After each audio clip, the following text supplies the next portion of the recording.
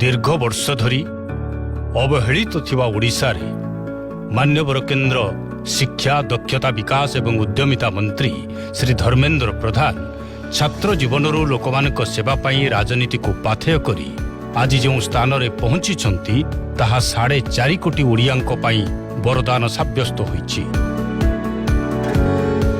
श्री प्रधान को केवल जड़े केंद्र मंत्री किंबा केवल विकास पुरुष राष्ट्रनीतिज्ञ किंबा राजनैतिक व्यक्ति कहुई पारिबो नाही, बरं यह सहित जड़े संवेदनशील परोपकारी जनप्रिय तथा सर्वोपरि ओडिशार अस्मितार प्रतीक बोली मध्य कहुई पारे।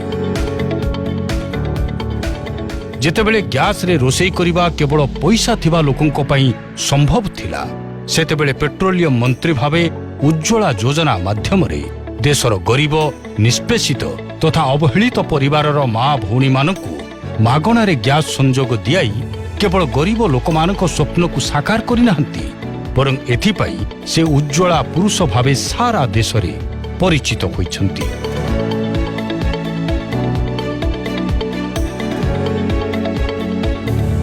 दुई 2014 नरेंद्र मोदी नेतृत्वाधीन सरकार रे मंत्री हेबा परे ओडिशार चतुर्मुखी विकास आरंभ होइथिला। स्वाधीनता परठारु आज पर्यंत ओडिशार कौनसी भी केंद्र मंत्री ओडिशा पाई एते अधिक मात्रा रे विभिन्न प्रकल्प पाई केंद्रीय अनुदान जोगाई नाहंती जेते श्री प्रधान को प्रचेष्टा रे होइछि।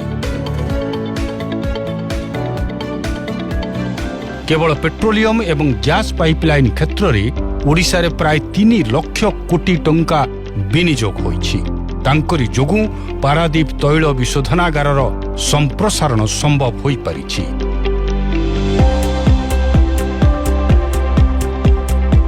तांकरी प्रचेष्टारे पाइक विद्रोह एवं बक्सी जगबंधुଙ୍କୁ आज देश रे स्वतंत्र सम्मान मिलिछि। तांकरी पाई झारसुगुड़ा विमान बंदर कार्यक्षम हुई विमान चलाचल संभव होइछि।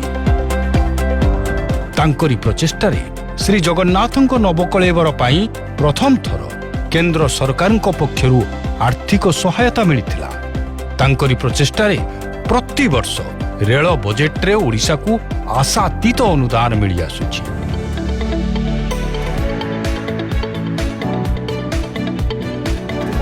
जेतेबेले जोरंदा गादी रे अदालत द्वारा मंदिर एवं मठ भंगा गला, से ही प्रथम नेता थिले जे सेठाकु जाई साधु संत मानक समस्या बुझीथिले एवं महिमा धर्म को देश रे परिचित कराइबा पाई महिमा गोसाई ट्रेन चलाचल पाई पदक्षेप नैथिले।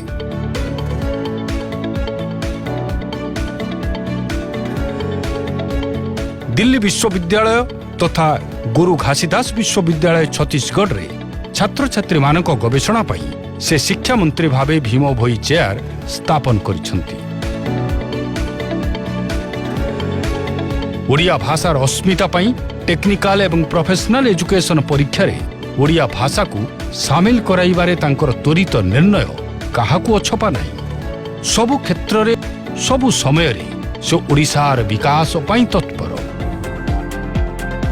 ओडिशा प्रति तांकर अवदान अनन्य अतुलनीय एवं अविस्मरणीय।